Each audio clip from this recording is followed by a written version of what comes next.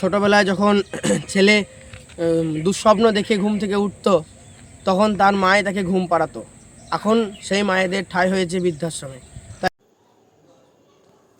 চারিদিকে এখন কুঁকড়ে যাওয়ার মতো ঠান্ডা না পড়লেও বেশ কিছুটা শীত পড়েছে। এই কঠিন শীতে ছবির স্বপ্নপুরী বৃদ্ধাশ্রমের অসহায় বৃদ্ধ মায়েদের মুখে উষ্ণতার হাসি ফোটালো বঙ্গ সন্তান সেবা সমিতি।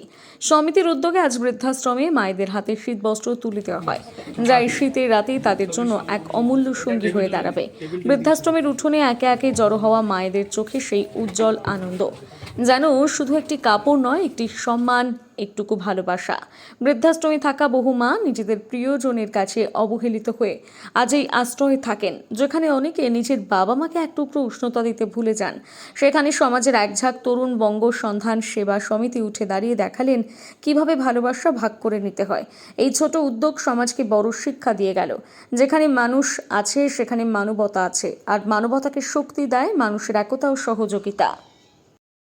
নমস্কার, আজ আমরা বঙ্গ সন্তান সেবা সমিতির পক্ষ থেকে শালবনী বীরভূমের ছবির স্বপ্নপুরী বৃদ্ধাশ্রমে শীতকালীন বস্ত্র বিতরণ কর্মসূচি নিয়ে এসেছি।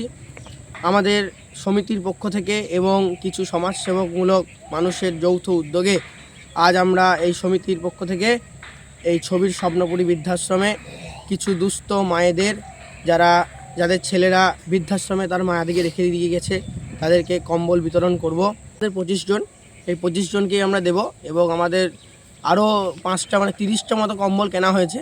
সিউড়িতে আমরা কিছু দেওয়ার চেষ্টা। পরবর্তীকালে যদি আরও সবাই সাহায্যের হাত বাড়িয়ে দেয় তাহলে সেটা তার সংখ্যাটা আস্তে আস্তে বাড়বে। আচ্ছা, আজ বঙ্গ সন্তান সেবা সমিতির পক্ষ থেকে যে শীতবস্ত্র বিতরণ করা হলো, আপনারা কতটা আনন্দিত?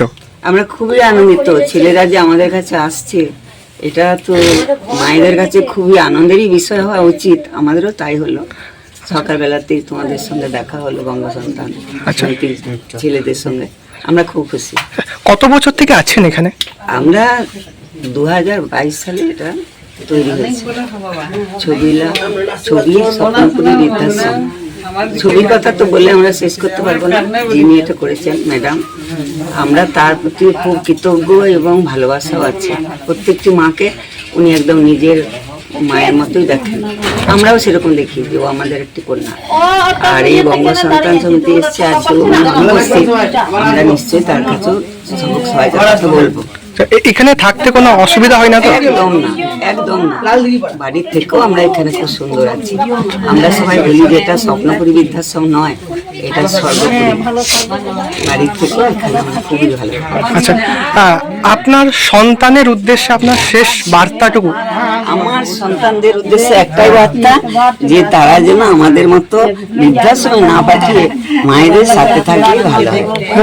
এখন বর্তমান যুগে অধিকাংশ মা ছোট থেকে একজন সন্তানকে বড় করছে, তারপর যখন সন্তান বড় হচ্ছে তখন সেই মায়ের শেষ ঠিকানা হচ্ছে বৃদ্ধাশ্রম। এখনকার আমরা একদম মন থেকে চাই না। এখনকার এই বর্তমান যুগে ছেলেদেরকে কি বলবেন? বর্তমান যুগের ছেলেদেরকে ওটাই বলবো যে তারা যেন আমাদের মতো করে এই বৃদ্ধাশ্রমে না পাঠিয়ে দিয়ে তারা মায়েদের সাথে শেষ সময়টুকু পর্যন্ত থাকতে পারে। আচ্ছা, আমরা এখানে ভালো আছি, খুবই ভালো, কিন্তু সব মায়ের ক্ষেত্রে তো সেটা হয় না। তাই সন্তানদের কাছে আমার এটাই আবেদন। আচ্ছা, আপনার নাম? আমার নাম পূর্ণিমা গাঙ্গুলি। আমি বোলপুর থেকে এসেছি, কাছারিপট্টি। আমার অবশ্য কেউ নেই, আমি একা। আচ্ছা।